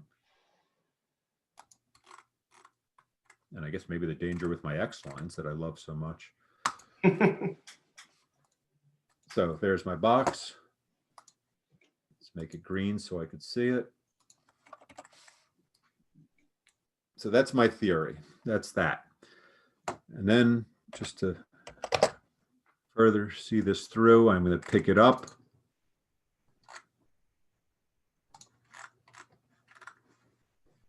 And put it right here.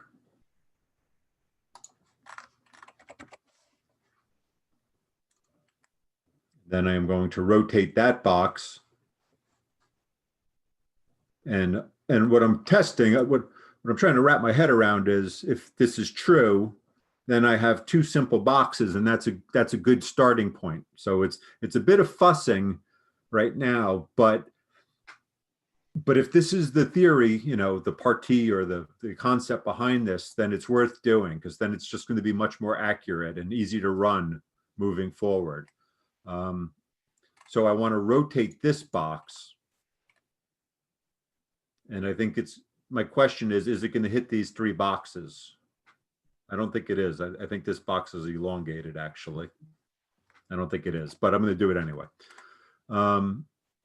We could do this one by eye, actually. Rotate, select, enter, base point, and then I could just do this one by eye. I don't have to get crazy and rotate it to anything. So I'm really looking over here. Well, as I rotate, I want to get this line perfect right here.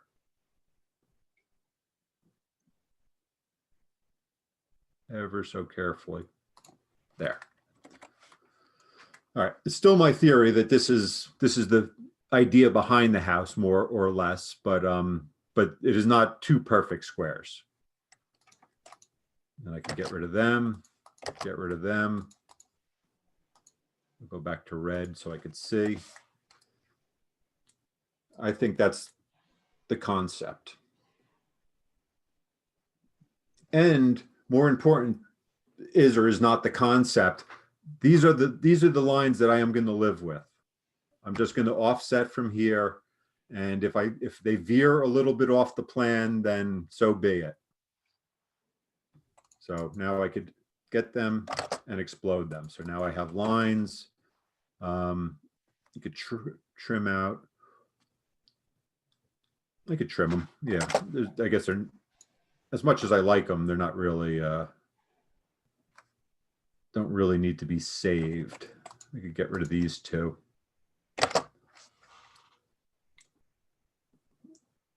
Yeah. Yeah, that's it. This guy's not really necessary either. So we want to get that far. And then how do we identify these? So these no labels. So we're looking at this cool hanging thing. Fireplace, the kitchen. We're probably There cutting we go. through. Actually, you picked this well because it looks like we're cutting through that kitchen window. And I'm just going to scale him down a little bit. I could pick him up and bring him here.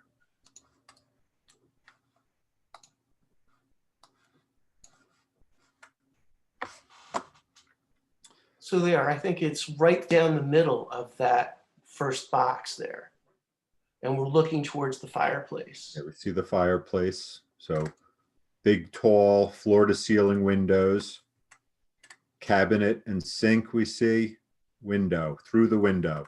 And in life in general, we aim for windows and doors, and there's only one there. So that section must be cut right here. Looking that way. So I have my box. So I don't want to spin this thing and draw it sideways. So they're not going to align. And I'm just going to live with that, as unhappy or uncomfortable as it makes me. You know, if I were, and this could go back to, and this is where what you were talking about, Michael, I think really comes in handy. This is when I see people do it, is that they would draw this way and then they would spin the coordinates. Mm-hmm. You know what I mean? Mm-hmm. And hopefully Michael will show us that in about 5 minutes or so. But let me just scale this piece. So that's when I saw people doing it. They would set it up. They would set up all the elevations in the sections and they'd be spinning the whole thing, which makes sense, but I just never do it. So how would I scale this? So X line, V for vertical. And so I'm going to ignore that roof overhang. They didn't do dash lines to tell us that it's there, but we believe it. So I'm going to show it. So that's what I have. That's my back wall. That's my front wall. And now what distance? That's what I have. And this distance is what I want. O is for offset. Click 1, click 2, and send that over. So this is what I have, and this is what I want.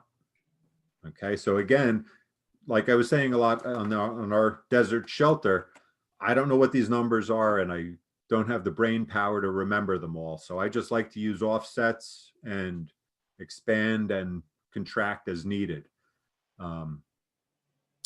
So X line, H for horizontal, could go anywhere, right there.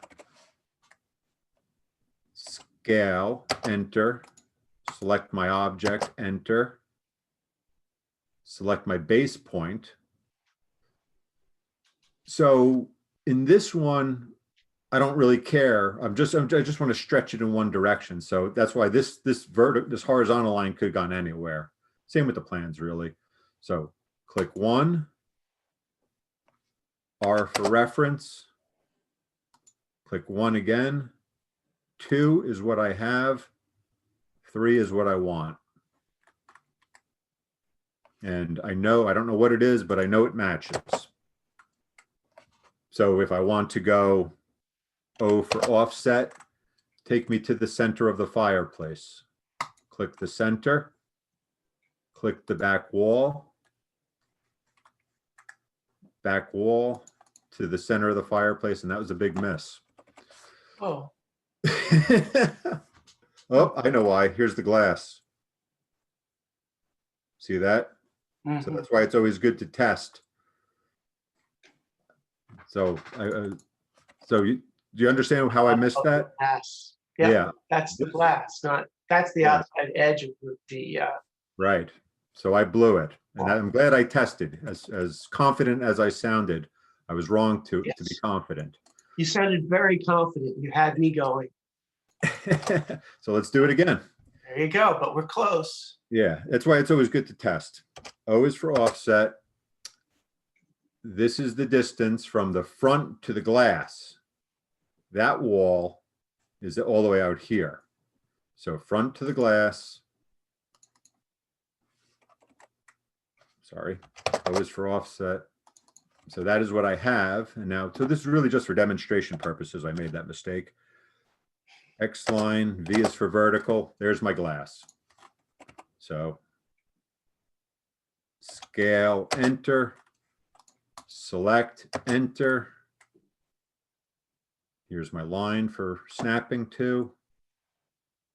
Base point, R is for reference. Click 1. And where am I going? I'm making my glass. I'm making, what am I doing? Oops, yeah, what are we doing here? We're making. You're going larger, right? Larger, the glass is bigger. Yeah. I want the glass to reach out to here. Out there. All right. That was a test. Thank you, Hector and Michael. So now let's test that theory one more time. O is for offset. From the center of my fireplace to my back wall forward, and success. Whew. A workout. Yeah. If you followed that and could wrap your head around that, that's fantastic. That's a big accomplishment. It's a pain, but it's necessary. So they agree. And I could draw them right here. I could keep them handy.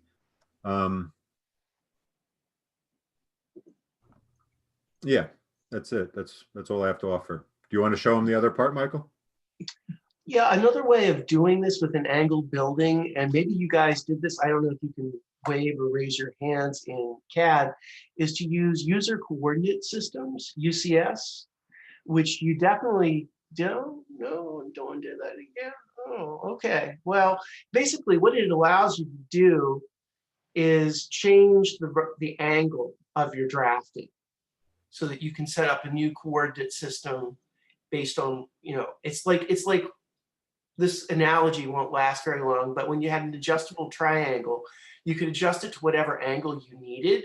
And that's what we kind of need. We need like two basic angles in to draft this plan. I think I kind of like David's way, but let's look at another. So let me fire up. Yeah.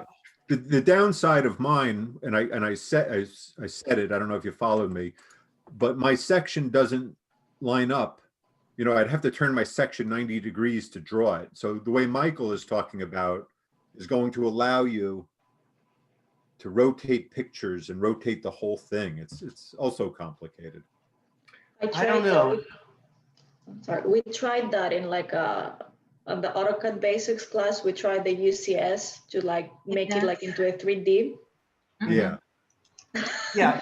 I didn't like it very much, but it does rotate it. But it's just so complicated when you go into paper space and you try to. Yeah. It's like a whole. Yeah. Yeah, you have to use, if you're going in 3D, which I know Miles does in CAD Basics, you have to have UCS. Unlike SketchUp, the AutoCAD's not smart. Like SketchUp will figure out if you're working on a vertical plane and will stick to that. In AutoCAD, you have to be specific. You have to say, now AutoCAD, I'm working on this plane with this user coordinate system. So let me just show you. Maybe I won't take you through every step. It just gets a little confusing after, In paper space, yeah. Because you have constantly to switch between one and the other. Mm-hmm. Yeah. Me and Did a Kara lot were of in the students same take this class. project? This was the most popular project. You can reconsider. And there were 2 that weren't taken at all. But anyway, this is, you know, the trick with this is the plan is the trickiest part. In section, it's very straightforward. It's basically a box. But in plan, it's got basically these 2 boxes with then a little bit cut off on them. So let's see, let me switch back and share. But in SketchUp, this will be easy, right, Michael? So like once you get to as far as I got, it's all the hard parts worked out, I would say. This is the one where the hard part is the beginning. I would say each of these projects, in terms of complexity, the hut, the one that's the A-frame, that has a lot of detail going on to it. You know, it's really exposing the structure. On the other hand, it's going to make a great portfolio piece because that project is really showing you how a wood building is put together. I like that, but that's got, and unfortunately there's no curves and there's no really weird angles to it, but it's got a lot to really bring that out. There's a lot of articulation. The tricky part with the yard house, I think, will be the section, because they very deliberately, there are no windows to the exterior. There's windows to the courtyard, and then the rest are skylights. Like if we look here, let me just go back to yard house. You're not sharing. Oh, I forgot to share. Yeah. Sharing is caring. Okay. Here we go. So here, this guy is kind of tricky. The way that this second floor and even the lighting opens up to the first floor are these series of skylights that, you know, penetrate the space. So there's a notion, there are absolutely no windows on the exterior of this. Maybe one little one. Yeah, one little shaded one. So this section is kind of a little bit naughty. And then let me just, and here is even the diagram, which came with this, but that it really is, it's basically 2 boxes rotated sitting within a bigger rectilinear concrete box. So when you actually probably, the upfront part of this project is the trickiest part, is getting these geometries working in plan. But it's still a relatively straightforward box, you know, with a rear. Here we can see this is the back view, and this is concrete, reinforced concrete box, and that's the entrance. Yeah, and what you can't do with this house, what I implied but need to say explicitly, is you just can't start drawing it because like you just can't start at point A and work your way around. So the house has 1, 2, 3, 4, 5, 6, 7, 8 sides. You just can't start at point A and go around because there's no way you'll make it neat and tidy the way it is. Yeah. Because yeah, you got 2 boxes and 3 sides of each box are correct. So you have to get those correct. And then it's easy. Then it's, and when we get back on Thursday, I'd like to go over again, working on the walls and especially for the angled one, but it's really, it's not too bad once you establish as much as I did, which, you know, I mean, it'll take you whatever, half an hour to get this far. Yeah, I mean, that's the trade-off. So let me just go over UCS with you guys, since we're kind of running towards the end of class. So here we go. And let me switch. And I just, by the way, I just switched from being in the Mac world to being in the PC world. This is, I'm remotely connected to the computer on campus. I actually, so I wonder if I even got these guys right. So I started drafting this. I did this just before class because this was the most popular house and I was really concerned about the geometries. I've already, you can see my crosshairs. They're already at an angle. I've established a UCS for this wing. I didn't actually rotate the, although I like that. I like what David did. And that turned out to be really good with the section, which, you know, rotating this. Instead, let me create, I'll go into UCS. So UCS, man, UCS man. Okay, so I created a UCS called left side. Brilliant, this side. And so I've basically adjusted it. Now I want to create a UCS that relates to this side. So I really like to have something I can snap to and draw on. So I'm going to actually put this, hopefully this just lets me put it. No, it won't let me let it sit by its side. Okay. All right, so this enables me to do, which I've done pretty much all the drafting I could. I didn't do the door, but for example, you know, I draw a line here for, the door looks like, well, it's a little simplified. But I could do the shower. So I have ortho on, and I can do it this way, but let me turn ortho, oops, it's off, okay. So I'm gonna draw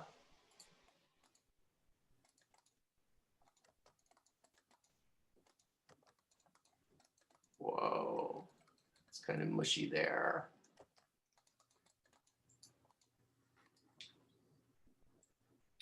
And the other struggle is that this is not as sharp as some of the other plans.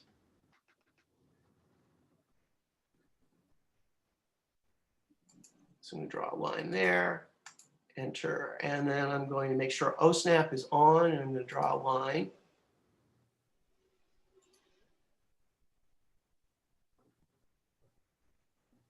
Now, why isn't perpendicular snap coming in for me?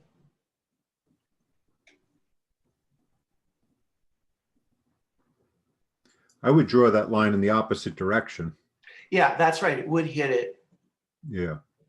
Exactly.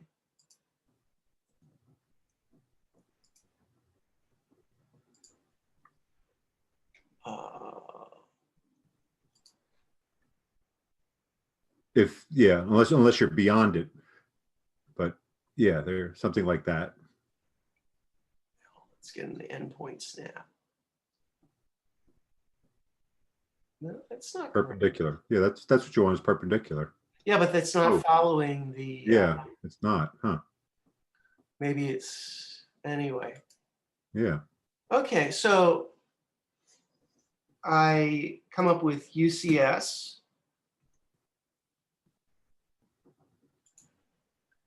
And specify origin here, point on x-axis over here,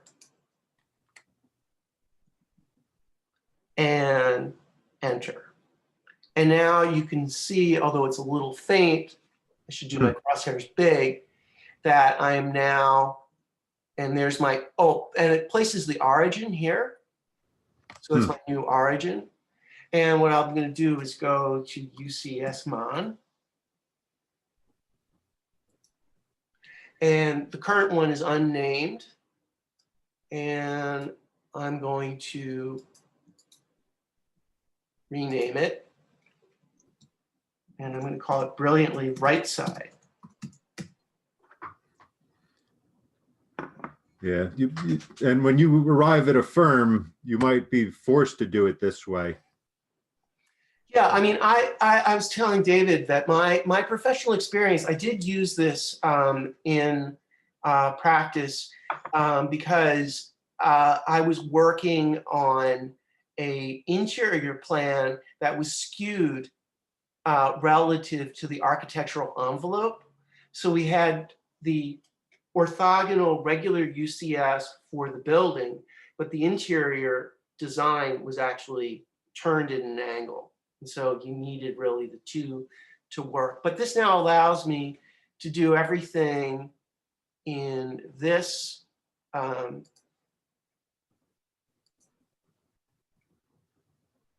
that's a horizontal line, technically? Yeah, well, let me turn on ortho. Yeah.